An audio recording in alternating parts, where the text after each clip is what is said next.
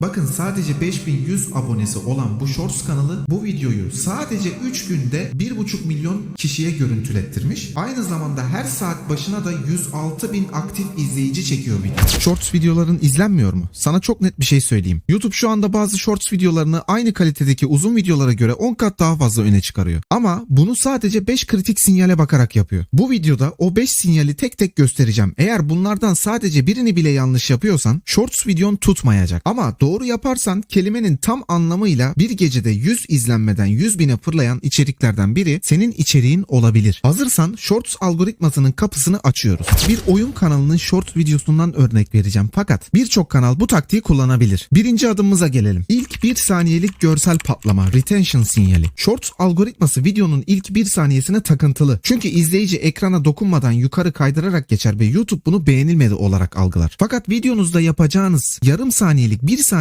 olay izleyiciyi ekrana kitlemenizi sağlar. Şimdi sizlerle birlikte bu oyun kanalının Shorts videosunu izleyerek bu içerik üreticisinin kullanmış olduğu taktiği sizlere açıklayacağım. Burada ilk başta bir flash patlama efektiyle videoya giriş yapılıyor. Bu izleyiciye görsel bir kanca vurmaktır. Daha ilk saniyede editi kullanarak izleyiciyi etkileme yöntemidir arkadaşlar. Devam ediyoruz. Burada dönen bir muhabbet var. İşte kamera yamulmaya başlıyor. Ses ufaktan kaymaya başlıyor. Ardından videoya devam ediyoruz. Hemen bir zoom in oldu. İşte içerik üreticisinin kamerası yaklaşıldı, uzaklaşıldı.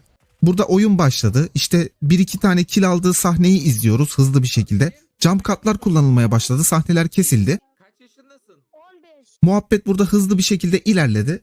Ve bütün muhabbet bu arkadaşlar. Bundan sonrası hafif editlerle sadece muhabbetlerin döndüğü hikaye. Yani videonun ilk 10 saniyesinde bol bol editler kullanarak izleyiciyi bir etki altına alarak burada arkadaşımız izleyiciyi ekrana kilitledi. Artık bundan sonra hikayenin devamını daha hafif editlerle sadece jump cut yaparak insanlara izletiyor. Şimdi çok etkili bir yöntemdir. Özellikle oyun kanallarında çok fazla çalışan bir yöntemdir bu. Şimdi ikinci adımımıza geçelim. Shorts izleyicisinin videoda kalma sebebi merakının kapanmamasıdır. Yani YouTube sonuna kadar izlenen videoları daha fazla önerir. Bu yüzden Shorts videolarında kitleyi elde tutma oranını %95 ve üzeri yakalayabilirseniz videonuz her zaman patlamaya müsait bir video olarak arkada bekler ve emin olun bir gün uçuş moduna geçecektir. Şimdi bir önceki videomuzda bir oyun kanalı üzerinden örnek verdik. Bu örneğimizde ne vardı? İzleyicileri görsel kanca üzerinden video içerisinde tutmak vardı. Şimdi bunun yazılı halini izleyeceğiz sizlerle birlikte. Daha izlemeden videoyu başlatmadan önce bile yukarıda yazan yazıya dikkat edelim. Videonun sonunda ben de ikna oldum. Bakın izleyicide otomatik bir şekilde merak uyandırıyor cümle. Hani bu videonun sonunda ne oldu da böyle yazıyor? Sadece bu yetmezmiş gibi orta kısımda da bir yazı var. Keki kekleyen tek milletiz. Acaba bu ablamız kekle ilgili ne yapıyor? İzleyici kendine bunu soruyor değil mi? Hani bu yazıları okuduktan sonra bu videoyu otomatik olarak insan psikolojisi sonuna kadar izlemeyi tercih ediyor. Çünkü bu videoda kullanılan yöntem görsel bir kanca değil yazıyla izleyiciyi kancalama yöntemidir. Videolarınızda kesinlikle bu yöntemleri kullanın. Bakın sadece 5100 abonesi olan bu Shorts kanalı bu videoyu sadece 3 günde 1,5 milyon kişiye görüntülettirmiş. Aynı zamanda her saat başına da 106.000 aktif izleyici çekiyor video. Hani biz insanoğlu olarak sürekli diyoruz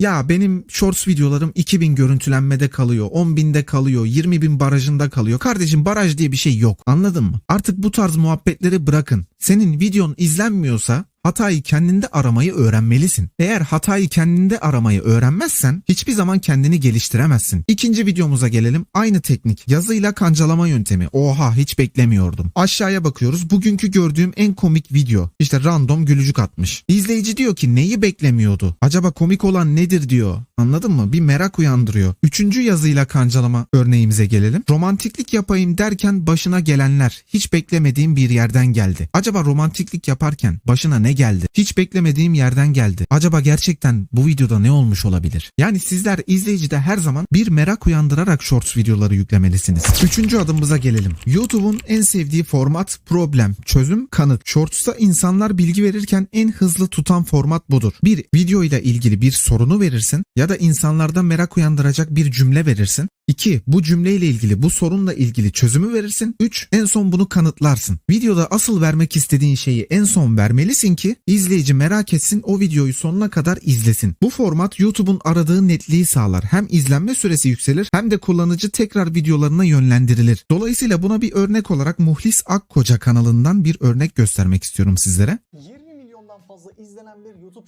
20 milyondan fazla görüntülenen Shorts videosu ne kadar para kazandırmış olabilir diye videoya başlıyor. Bir kere 20 milyonu da insanın gözüne sokuyor. Hani insanlar şunu diyor, ulan ne kazandırmış olabilir acaba, 20 milyon da iyiymiş ha diyor görüntülenme olarak falan filan. Bakın buradaki 20 milyon gitgide gözüne girmeye devam ediyor, bir yakınlaşmaya devam ediyor, anladın mı? Aslında görsel kancayı da koyuyor. Aşağıda sizce ne kadar para kazandırmış olabilir şeklinde yazılı bir şekilde de kanca vuruyor. Soruyu veriyor. Ardından ortalara doğru bu videonun nasıl bu kadar izlendiğine dair detaylarına iniyor, detayıyla anlatıyor. Ardından en sonda da videonun ne kadar kazandırdığını gösteriyor ve videoyu bitiriyor. Eğer sizler de bir teknoloji, bir eğitim kanalıysanız, shorts içerikleri üretecekseniz kesinlikle problem çözüm ve kanıt mantığını kullanmalısınız. Hele bir de bu abimiz gibi en başta merak da uyandırırsanız, bu şekilde insanların gözüne asıl dikkatlerini çekeceği şeyi sokarsanız, bu tarz kategorilerde de 550 bin izlenmeniz çok zor değil. Şimdi 4. adımımıza gelelim. Büyük yazılar kesinlikle kullanma, ekran kaosu yaratma. Birazdan size vereceğim örnek için yaklaşık 1 saattir shorts videoları arasında geziyorum. Fakat söylemiş olduğum video tarzına hiçbir şekilde rastlamadım. Yani düşün ki YouTube o kadar ki sevmiyor bunu. Şimdi sen bir shorts videosu yaptığında ekranı böyle yazıyla doldurma. Birçok kanal görüyorum. Benim takipçilerimin arasında da var birkaç tane. Hani ona da baktım, bulamadım. Fakat bu hatayı yapan çok fazla insan olduğu için bunu araya sıkıştırmak istedim. Bunu da söylemek istedim. Yani sen shorts videosunda tek cümlelik bir tane yazı yazacaksın. Her sahnede yalnızca bir tane bilgi vereceksin. Konuyla alakası olmayan hiçbir görsel veya efekt kullanmayacaksın. Uzun lafın kısası, hiçbir şekilde ekranı yazılarla doldurmayacaksın. Şunu unutma, göz yorulursa beyin videoyu reddeder. İzleyici videondan kaçar. 5. adımımıza gelelim. YouTube'un en güçlü gizli short sinyallerinden birisinden bahsedeceğim şimdi sizlere. Buna watch loop diyorlar, yani tekrar izletme yöntemi.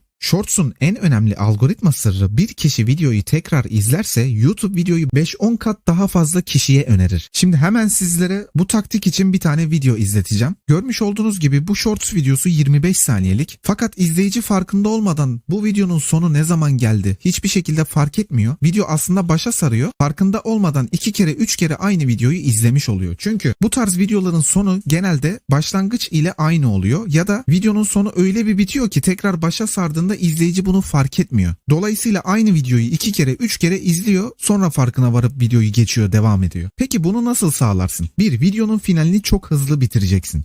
2. Son saniyede kapanmayan bir cümle bırakacaksın. Örneğin ve asıl olay tam olarak diyeceksin. Video bitecek, başa saracak. 3. Döngü müziği kullanarak ritmi koruyacaksın. Yani müziğin bittiği yerde hiçbir şekilde müziğin bittiği anlaşılmayacak. Ya da kendini tekrar eden müziklerde müziğin bitişiyle başlangıcı hemen arka arkaya gelecek. İzleyici hiçbir şekilde bu videonun tekrar ettiğini fark etmeyecek. Sizler de edit programlarında bu yöntemi nasıl kullanırsınız? Bu konu hakkında araştırmalar yaparak videolarınızda bu yöntemi deneyebilirsiniz. Bu 5 taktiği uyguladığında Shorts videolarının izlenme grafiği tamamen değişecek. Eğer Shorts algoritmasını tam çözmek istiyorum diyorsan, Medya Eğitim kanalına abone değilsen abone olmayı unutma. Çıkmadan önce de videoya bir like bırakmayı unutma. Medya Eğitim kanalından bugünlük bu kadar. Bir sonraki videolarda görüşmek dileğiyle, kendinize iyi bakın, sağlıcakla kalın.